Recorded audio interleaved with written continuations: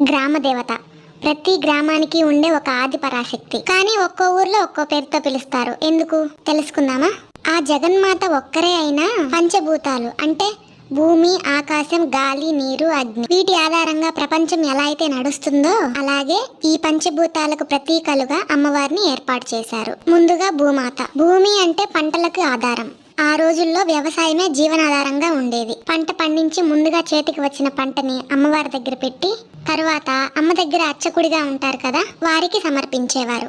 అదే వారి జీవనాధారంగా గడిచేది. అలా గోగులు అంటే గోగునార, గోంగూర ఎక్కువగా పండించే చోట గోగులమ్మ అని, జొన్నలు ఎక్కువగా పండించే చోట జొన్నాలమ్మ, నూకలు అంటే వరి ఎక్కువగా పండించే చోట నూకాలమ్మ. అన్నం పెట్టిన తల్లి కాబట్టి కొన్ని ప్రాంతాల్లో అన్నమ్మ అని కూడా పిలుచుకునేవారు. పంచభూతాల్లో జలానికి సంబంధించిన అమ్మ గంగమ్మ. ఈ తల్లి భూమి మీద కాకుండా భూమికి ఎంతో లోతుగా ఉంటుంది. గుడి ఎత్తుగా కట్టినా సరే ఆ తల్లిని చూడాలని